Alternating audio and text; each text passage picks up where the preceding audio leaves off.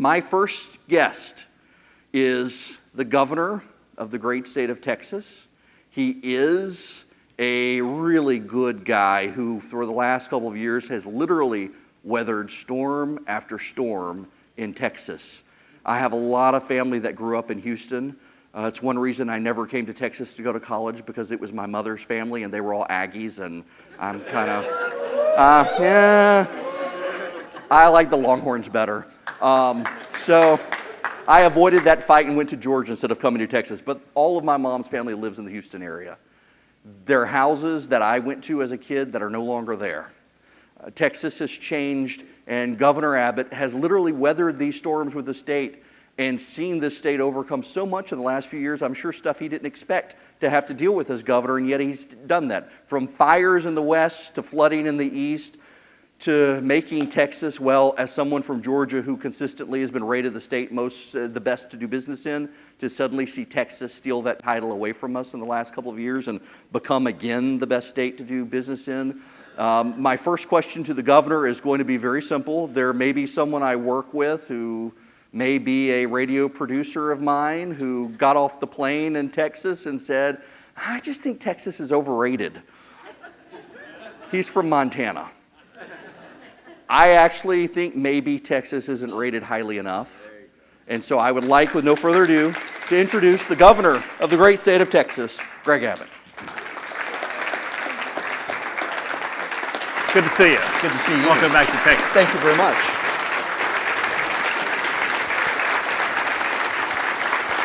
Thank you. Thank you all.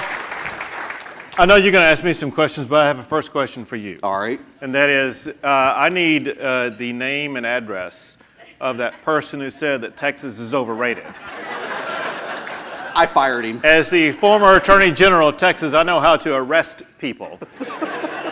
or maybe expel them from the United States of America. Anybody who thinks Texas is overrated doesn't belong here whatsoever. Well, Governor, as I tell him, we do need a border wall around him. I want to ask you this question to start with, because Democrats have now, for the last several years, been pushing this theory that California is inevitable. But when you look at the demographics of Texas and California, the population of Texas and California, even now the economic diversity within California and Texas, they're fairly closely aligned, and yet Texas is not becoming California. If anything, Californians are fleeing to Texas and becoming Texan. Well, the first part of your question, I'm going to actually agree. California is in... Gosh, rickety table. Exactly. Drinking problems at 9 a.m. It happens. California is inevitable. It inevitably is going to fail with the policies they are enacting. Listen, there is a growing divide in this country that is epitomized by the difference between California and Texas. The growing divide that we've seen rise up very strongly is there's a divide between capitalism on the one hand and socialism on the other hand. What is it with all these new candidates who are socialists coming out of nowhere? You know, used to we thought that Bernie Sanders was the crazy uncle in the attic. Now we have these people like this candidate who won this seat, this congressional seat in New York, and others who are coming out with very socialistic policies. But here's the deal. Texas is the leader of the national movement for capitalism. California appears to embrace the leadership in the United States of America for socialism. So we have this great divide, and here is the epitomized difference between Texas and California. In California, pursuing their policies, Californians genuinely think that government should run every nuanced detail of your life, all the way down to dictating to you what type of straw you should drink from a drink. And by God, it better not be a drink from Chick-fil-A out in California. In Texas, we understand where the power really lies. The power lies with the people. Texas doesn't want to dictate to you what you're supposed to do, because we know you know far better how to run your lives than we do. Because I know that I'm not going to dictate what you should do with your life. That means Texas remains the land both of economic opportunity as well as individual liberty. That is the big difference. And I got to tell you this. There are tangible, provable results and consequences about the difference between the California model and the Texas model. And this is why I said that the California is inevitable going into demise. Because despite the size of California, despite the bevy of riches that it could tap into, the fact of the matter is, as we gather today, California does rank number 1 in the United States of America for poverty.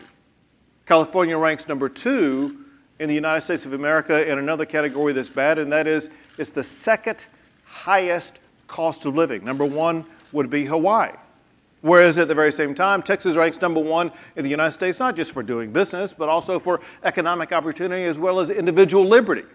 And if you look at over the courses of history, if you look at those two different pathways, you see there's only one sustainable pathway over time. And that is the pathway toward free enterprise and toward individual liberty. It has led to a problem. Everyone here knows that we're facing immigration problems in the country. The fact of the matter is we're also facing immigration problems here in the state of Texas. Because of what Texas is doing and because of the way that our government is structured, because of the way our economy is performing, Texas is facing an immigration crisis. We have 1,000 people a day moving to the state of Texas. You know, people talk about building a wall, and we're fed up with the federal government not doing its job to build the wall. So here's what Texas is going to do. Texas is going to come out of our own pocket, out of our own budget, and we are going to build the wall with this difference. Instead of building the wall on the border between Texas and Mexico, we're going to build the wall on the border between Texas and New Mexico so we can keep all the Californians out from coming into the state of Texas. So, Governor, let me shift gears and talk to you about it's been a difficult year for Texas natural disaster-wise. The past year, the hurricanes, the flooding, you had fires in the past number of years. I know when you signed up for the job, you weren't expecting God to get involved in Mother Nature to flood Houston, which increasingly is flooding. How do you as governor, when you sit down with your team, what do you do in response and getting prepared for these sorts of things? Well, first, I'm kind of the living epitome of understanding the reality that disasters strike. Many of you here know, some of you don't know, that when I was 26 years old, I had a disaster strike me. When I was out jogging one day, a big tree crashed down on my back, fractured my vertebrae and my spinal cord, leaving me immediately paralyzed, needing to use the wheelchair that I remain in today. And I see there's new people here who haven't seen me before, and they're wondering, man, how slow was that guy jogging to get hit by a falling tree? But for one, that makes me understand both that disasters happen, two, understand how to respond to those disasters, which is to first rush in and do everything you can to embrace and support the people who have been stricken by this disaster. But also, immediately thereafter, start working down a pathway toward what you're going to do to get back up and running again, get back and make sure that you're going to normalize your life as swiftly as possible.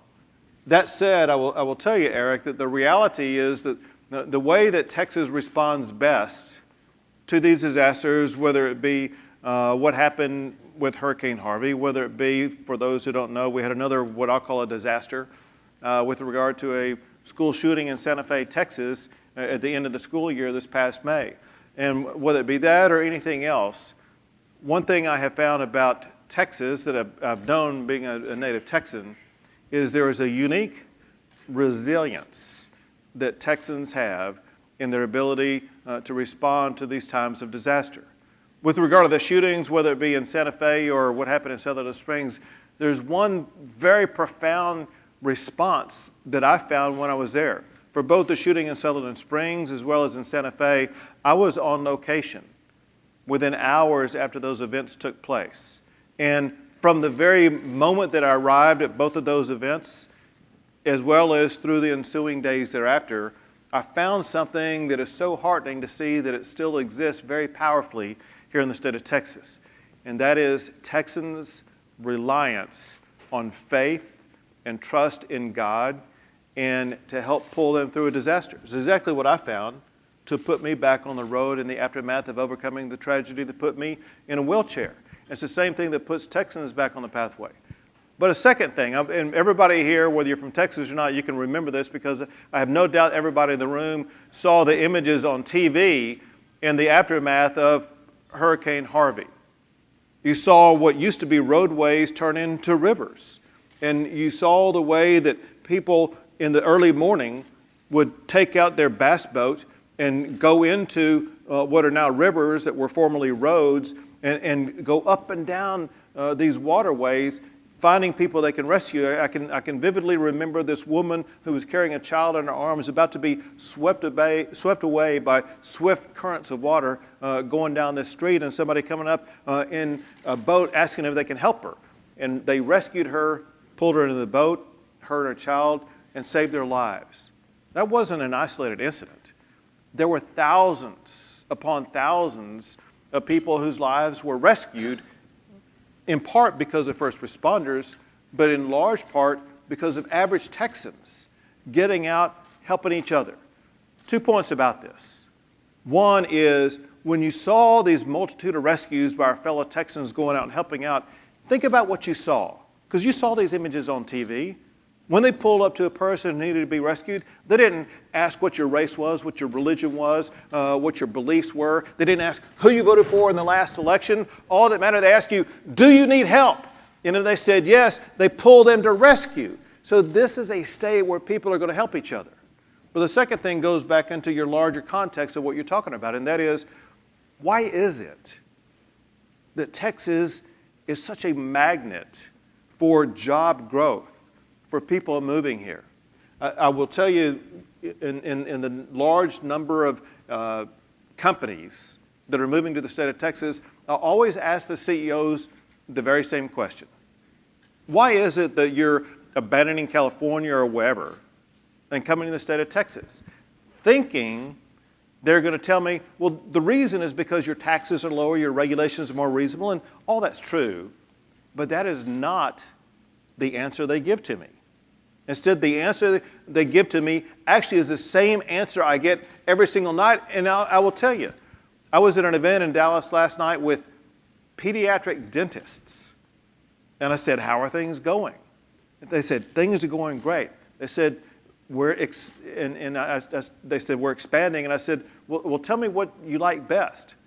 The answer I got last night is the same answer I got with Fortune 500 companies as well as 5 employee-based companies. They all say the same thing. Texas has the best workforce in the United States. Let me pull that back into what happened in Hurricane Harvey. One thing employers look for, obviously, is some level of skill set, but the fact of the matter is employers are able to provide the skill training they need for all their employees. What employers are really looking for, what I look for as an employer, first is drive. Does someone have the drive internally to fulfill the job? 2, are they self-starters? 3, can they be counted on to get up and perform the job? When people across America saw the way that Texans on their own got up to go help out their fellow Texans at a time of need, think about this. There was no employer, no boss saying, you got to get up and you got to get your boat out at 8 o'clock. No one told them that. No one gave them a job description. These were self-starters, people who could figure out what to do and how to respond on their own. And so employers across the country saw this is the type of workforce we're looking for. If we can harness this type of response and plug these type of people into our company, we're going to be able to succeed beyond our imagination. And so there's something very, very special, contrary to what your friend said earlier. There is something unique and special about Texans and the resilience they have in responding to times of catastrophe. Well, this gets directly to a point that is a passion of mine. When you look at Amazon around the country, and where it's trying to place its HQ to. You've had a number of states, including Georgia, offering multi-billion-dollar tax incentives to attract them, and you've got a lot of local businesses saying, hey, what about us? How do you as governor try to balance attracting new businesses to the state with incentives while also not putting them then at a competitive advantage over your existing businesses? Because one thing that we do is we reach out and support all businesses. I did this past week, in fact, working on small businesses in rural parts of Texas. We embrace our own.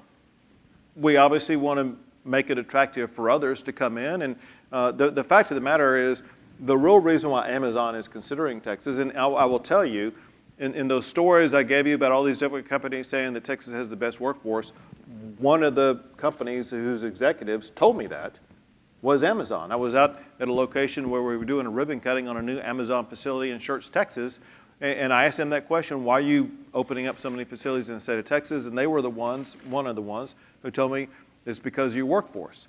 But that aside, one thing that we insist upon with regard to our economic development is that we work in areas across the state of Texas, in Longview, Texas, in West Texas, down in Brownsville.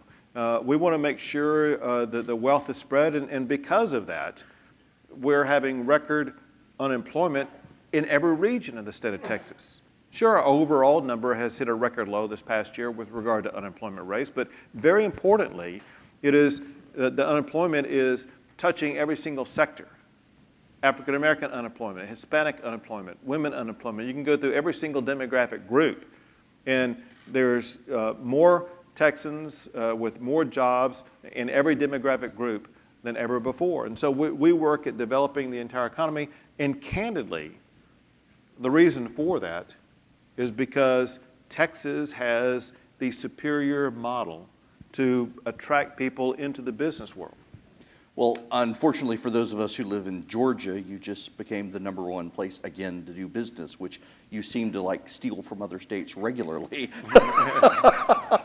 Look, when you look at Texas, you've got Apple, you've got Amazon's building facilities here already, you've got Dell, you've got this massive tech hub in Texas. When people think of technology, they think of Silicon Valley, and yet Texas is becoming a technological innovator, globally attracting businesses. It really is amazing to think everybody looks at Silicon Valley, and yet here in Texas you're doing these amazing things, and you're doing it largely with free market incentives instead of tax subsidies. Right.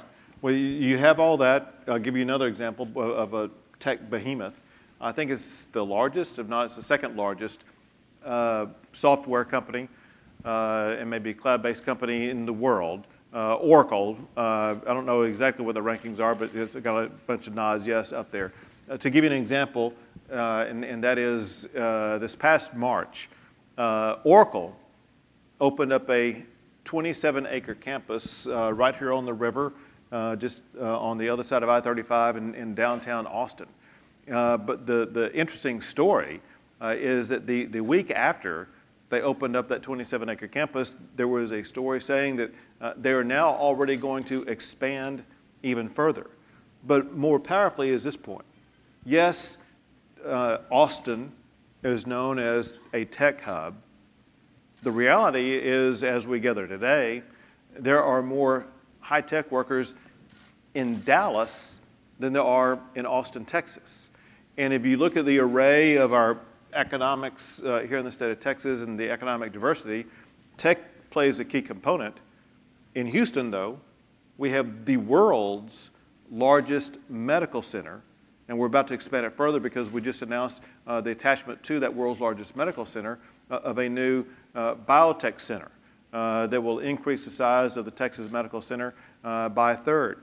If you look up in the Dallas area, I already kind of told you the punchline, but there was a report in the Dallas Morning News about a year ago that said if you look at all these large cities in the United States, New York, Boston, et cetera, which city has the highest concentration of employees in the finance sector?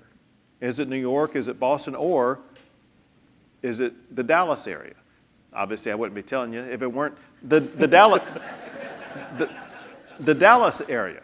So whether it's the medical arena, the finance arena, the tech arena, obviously the oil and gas sector, we have robust job growth in every single sector because Texas is the best place to do business. As those people come in, we hear this. I mean, you and I could both be billionaires if we had a nickel for every time there's a story that Texas is on the verge of turning Democrat. I mean, you're in campaign season here, up for re-election on the ballot. You've got Democrats out there convinced that yet again they're somehow going to be able to beat you, beat Ted Cruz, you have a Democratic majority in the state house and the state senate and congressional delegation, and yet it doesn't seem to be so, and yet they're really emotionally invested in this idea that all of you are going to get beat by Democrats. It sells papers.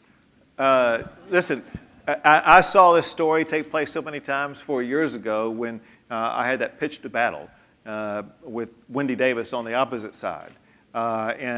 It was battleground Texas and turn Texas blue, and the blue wave was going to sweep across the state of Texas.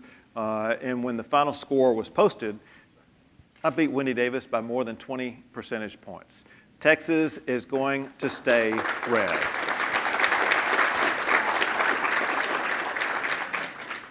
On that front, there is right now in the Texas legislature, and you see it in the congressional delegation as well, the tension between being a conservative and being a Republican. And from outgoing Speaker Strauss in the state house, the lieutenant governor in the state senate, and then you as governor of the entire state, how do you balance the tensions between being a conservative and being a Republican when sometimes the ideology of one clashes with the party interests of the other?